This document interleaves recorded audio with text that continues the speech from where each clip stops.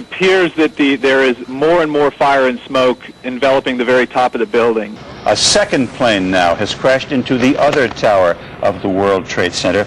Our fellow citizens, our way of life, our very freedom came under attack in a series of deliberate and deadly terrorist acts. On September the 11th, enemies of freedom committed an act of war against our country. We will not falter, and we will not fail. Peace and freedom will prevail.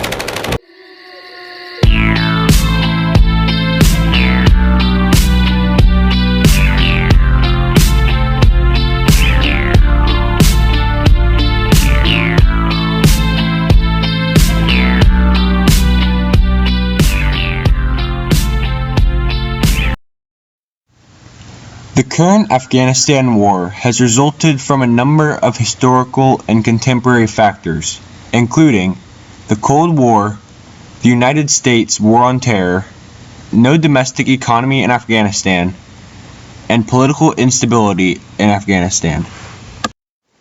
In this presentation, I am going to tell you about the long history of the war in Afghanistan, the causes, effects, and how our world is affected today. This war has been going on for decades and now affects the entire world because of outgrowth of terrorism.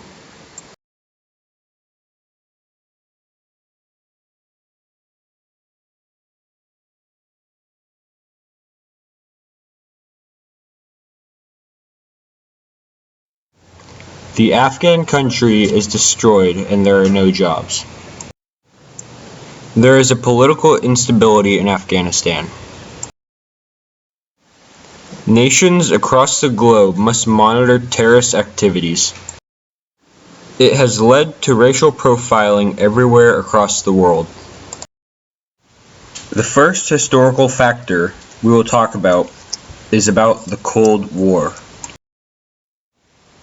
The Khalq and Parcham joined together to form the People's Democratic Party of Afghanistan, or the PDPA.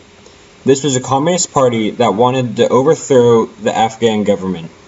The people of Afghanistan did not support the PDPA, so the Soviets joined with the PDPA to prevent the spread of Islam and anti-communism. The PDPA issued unwanted land reforms against the devout Muslims and the anti-communist population. These actions initiated insurgencies by the Muslim rebels against the PDPA government. The Soviets sent in 30,000 troops in December of 1979 to squash the insurgents. These troops increased to 100,000 as the insurgents' activity grew and spread. The Soviets were bombing rural areas to stop the Muslim rebels. The country was being devastated, so the people began to flee. Over 4 million Afghans fled to Pakistan and Iran. Fearing the spread of communism, the US, Egypt, Pakistan, and Saudi Arabia provided support to the rebels in the form of weapons, money, and military training. The rebels were supplied with shoulder-fired anti-aircraft missiles to fight the Soviets. As the rebels gained organization and military expertise, the Afghan army had more desertions and required even more Soviet involvement.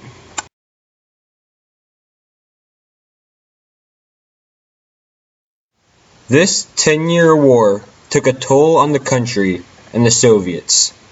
Finally, in 1988, the US, Pakistan, Afghanistan, and Soviet Union signed an agreement for the Soviets to withdraw.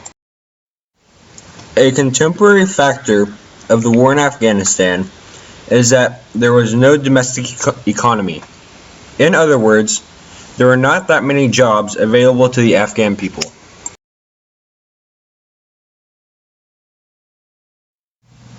The Cold War had left the country decimated, which set the scene for a more internal strife, and a place where the Taliban would grow and prosper. After the war, there was no domestic economy in Afghanistan. 80% of the Afghan people were herders and farmers, even though their land was destroyed. Fields were filled with landmines, and families were destroyed. The Afghans' natural resources were too expensive to obtain. These resources include natural gases, petroleum, coal, and copper. The Afghans have a long history of illegal opium production. They are one of the top producers of the illegal drug, and the government has fought its production for decades. Opium production flourishes during wartime and poverty. It is controlled by the Taliban. In other words, opium production fuels terrorism. Because the Afghan people must have some sort of income and food, farming opium may be their only option. However, it is the warlords that actually make the profit from the export. Another option for making money is to join forces with the Taliban.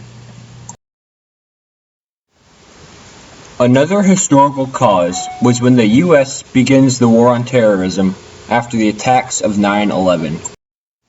On September 11, 2001, the Al-Qaeda attacked several targets across the U.S. After this, the U.S. declared war on terror, which takes place in Iraq and Afghanistan. The Taliban was protecting bin Laden in Afghanistan, which prompted the U.S. invasion. In December of 2001, bin Laden escapes to Pakistan, and insurgent activities increased. In May 2011, 10 years later, Osama bin Laden was found and killed in Pakistan, weakening the Al-Qaeda network. The 10-year war continues, draining the U.S. of $6 trillion and over 3,200 coalition lives that have been lost to date. In May 2012, the U.S. wanted to get all troops out of Afghanistan. The last contemporary cause we will cover is the political instability in Afghanistan.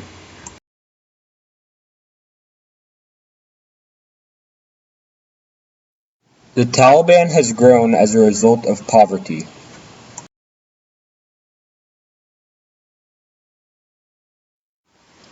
In 1988, Osama bin Laden created his own terrorist network called the Al-Qaeda, which creates havoc across the world. Al-Qaeda is considered to be the most extreme form of Islam.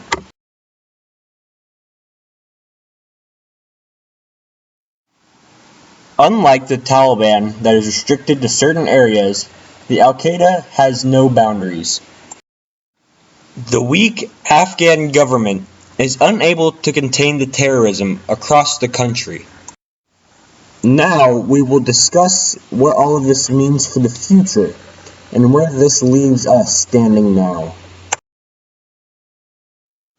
In May of 2012, President Obama and President Karzai signed the Strategic Partner Agreement. This provided terms for the relations between Washington and Kabul after 2014, when the U.S. combat troops should be gone from Afghanistan.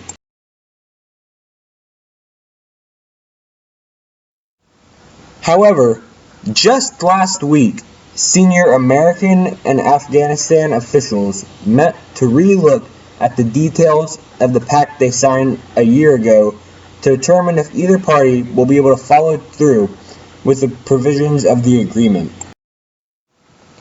The points of disagreement were 1. The amount of money the U.S. is to provide to Afghanistan security forces, and 2. Allows either country to opt out of the pact with 1 year's notice. The pact provides for an impartial election in 2014. Only time will tell if the U.S. will or can adhere to the provisions of the agreement. Will Afghanistan once again become an Al-Qaeda stronghold? Will the absence of U.S. forces in Afghanistan allow the terror network to reform and become a worldwide threat? How important is our national security?